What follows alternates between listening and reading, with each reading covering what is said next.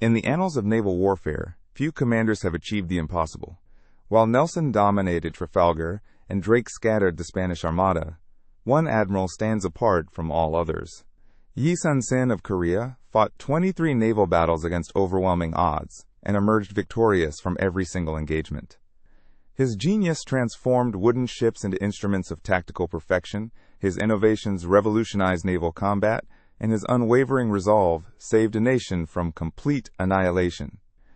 This is the story of history's most successful naval commander, a man whose legacy transcends victory to embody the very essence of strategic brilliance and unshakable. Yi Sun-sin was born in 1545 in Seoul during the reign of King Jeongjong of the Joseon dynasty. His father, Yi Jong, served as a minor government official, instilling in his son the Confucian values of loyalty, duty, and scholarly pursuit. The Yi family belonged to the Yangban aristocratic class, though they possessed modest means. Young Sun-sin grew up in a Korea that had enjoyed nearly 2 centuries of peace, a kingdom that had deliberately isolated itself from foreign conflicts and focused on internal development. His childhood was shaped by rigorous classical education, studying military treatises alongside Confucian texts. The boy who would become Korea's greatest admiral spent his early years far from the sea, learning the art of warfare through ancient Chinese strategic manuals and developing the analytical mind that would later revolutionize naval combat. Yi Sun-sin's path to greatness began with failure and perseverance.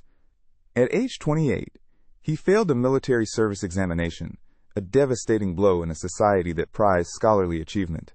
Undeterred, he continued his studies and military training, finally passing the examination 4 years later in 1576. His early military career was marked by competence rather than brilliance, serving in various garrison posts along Korea's northern border with Jurchen tribes. During these formative years, he demonstrated exceptional organizational skills and an innovative approach to logistics and fortification.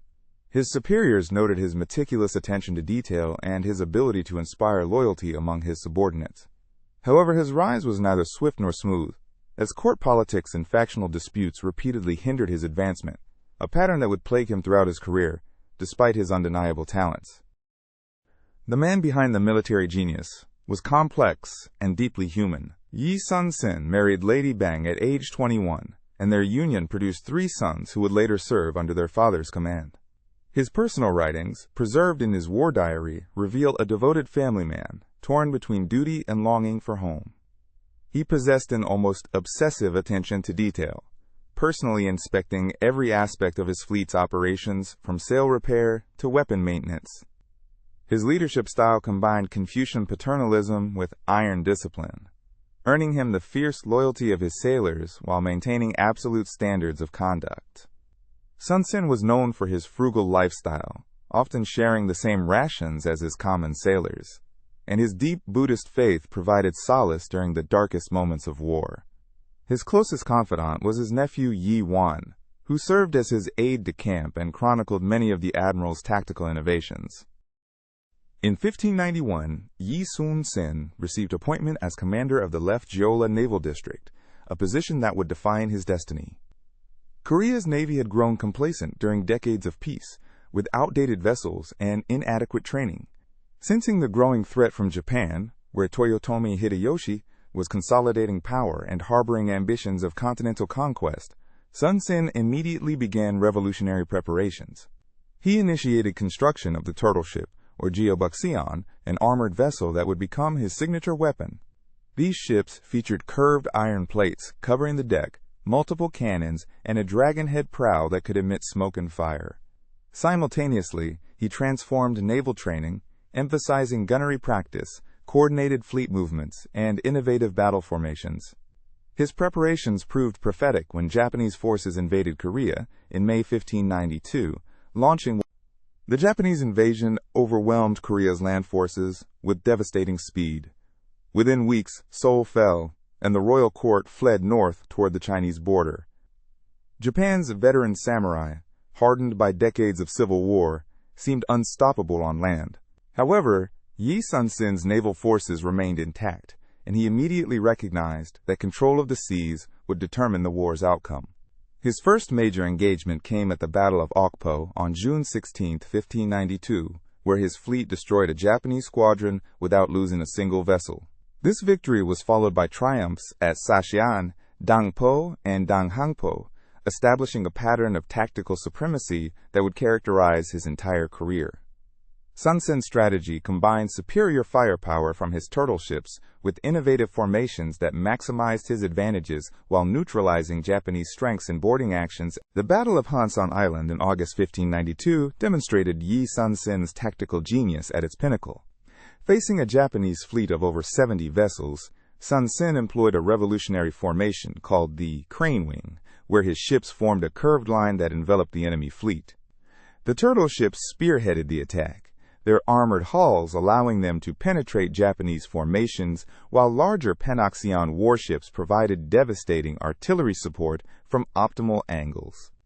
The Japanese, accustomed to ramming and boarding tactics, found themselves helpless against concentrated cannon fire from ships they could neither board nor sink. The battle resulted in the complete destruction of the Japanese fleet, with 59 vessels sunk or captured. This victory effectively severed Japanese supply lines from the homeland, forcing their armies to rely increasingly on overland logistics through hostile territory, while facing growing Korean and Chinese resistance. Yi Sun-sin's success bred envy and suspicion at court. In 1597, jealous officials convinced King Seonjo that Sun-sin was deliberately avoiding battle to preserve his own position. Despite his unprecedented record of victories, the admiral was arrested, tortured, and sentenced to death. Only intervention by loyal court officials commuted his sentence to demotion to common soldier. His replacement, Won Gyun, immediately led the Korean fleet to catastrophic defeat at the Battle of Chilcheonryang, losing nearly 200 ships and thousands of sailors. With the Japanese fleet now controlling Korean waters, and a second invasion force landing, the situation appeared hopeless. King Seonjo, facing imminent defeat, reluctantly reinstated Yi Sun-sin to naval command. The admiral found himself with only 12 surviving ships and a demoralized remnant of his once mighty fleet, yet he accepted the seemingly impossible task of rebuilding Korean naval power from virtual annihilation. The Battle of Myeongnyang on October 26, 1597, stands as Yi Sun-sin's greatest triumph and one of history's most remarkable naval victories. With only 12 ships facing a Japanese armada of over 300 vessels, conventional wisdom demanded retreat or surrender. Instead, Sun-sin chose to fight in a narrow Myeongnyang Strait, where treacherous currents and his intimate knowledge of local waters would level the playing field. As the Japanese fleet entered the strait, Sun-sin's forces struck with devastating precision, using the changing tides to fragment and confuse the enemy formation. His flagship led the attack, ramming and sinking Japanese vessels, while his remaining ships created a deadly crossfire. The battle's turning point came when Korean reinforcements, inspired by Sun-sin's audacious stand, arrived to complete the rout. The Japanese lost over 30 ships, while Yi Sun-sin's fleet remained intact, proving that superior strategy and intimate knowledge of terrain could overcome even the most overwhelming numerical disadvantages. The final phase of Yi Sun-sin's career saw him systematically destroying Japanese naval power throughout Korean waters. Following Myeongnyang, he rebuilt the Korean fleet, training new sailors while constructing additional turtle ships and conventional warships. His campaign of 1598 saw continuous victories at Sacheon, Noryang, and numerous smaller engagements, each battle further eroding Japanese capabilities and morale. Sun-sin's tactical innovations during this period included night attacks, coordinated amphibious operations with Chinese allied forces, and the use of fire ships to devastating effect. His intelligence network provided detailed information on Japanese movements and intentions, allowing him to strike at optimal moments while avoiding unfavorable engagements. By late 1598, Japanese forces were effectively trapped on the Korean peninsula, their supply lines severed, and their naval escort. The Battle of Noryang on December 16, 1598, marked both Yi Sun-sin's final victory and his tragic end. As Japanese forces attempted their final evacuation from Korea, Sun-sin led a combined Korean-Chinese fleet to intercept the retreating enemy. The battle raged through the night, with Sun-sin's forces systematically destroying Japanese transports and their escorts. At dawn, as victory seemed assured, a stray arquebus bullet struck the admiral in the chest. Knowing that his death might demoralize his forces and potentially snatch defeat from the jaws of victory, Sun-sin concealed his wound behind a makeshift screen. His final words, spoken to his nephew Yi Wan and son Yi Ho, were a desperate plea. "The battle is at its height. Beat my war drums. Do not announce my death." He died as the sun rose over his final triumph, his fleet completing the destruction of Japanese naval power in Korean waters. Yi Sun-sin's death marked the end of Japan's dreams of continental conquest and the salvation of Korean independence. His 23 victories without a single defeat established him as history's most successful naval commander, surpassing even the legendary records of Nelson and ancient admirals. The turtle ship became a symbol of Korean ingenuity and resistance, while his tactical innovations influenced naval warfare for centuries. His detailed war diary, the Nanjung Ilgi, provides invaluable insights into both military strategy and the human cost of leadership during wartime. Modern Korea reveres Yi Sun-sin as its greatest national hero, with his image adorning currency and his statues dominating Seoul's skyline. Naval academies worldwide study his campaigns, particularly the Battle of Myeongnyang, as masterpieces of tactical genius under impossible odds.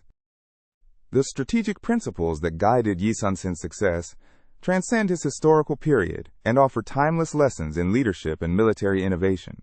His emphasis on technological advancement, rigorous training, and intimate knowledge of operational environment created sustainable competitive advantages that overcame seemingly insurmountable odds.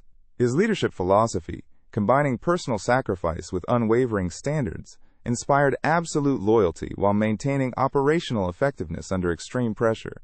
Sun-sin's integration of intelligence gathering, logistical planning, and tactical flexibility established a comprehensive approach to naval warfare that anticipated modern combined operations doctrine. His ability to rebuild from catastrophic defeat at Myeongnyang, Yi Sun-sin's legacy extends far beyond military history to embody the values of duty, sacrifice, and national service that continue to inspire leaders worldwide. His life demonstrates that true greatness lies not in avoiding failure, but in rising above setbacks through determination and strategic thinking. The admiral who never lost a battle achieved something far more significant than an unblemished record. He showed how individual excellence, combined with moral courage and innovative thinking, can alter the course of history. In an age when Korea faced extinction as an independent nation, Yi Sun-sin's victories preserved not only political sovereignty, but cultural identity and national spirit. His story remains a testament to the power of strategic leadership and the enduring truth that the greatest victories often come from the most impossible circumstances.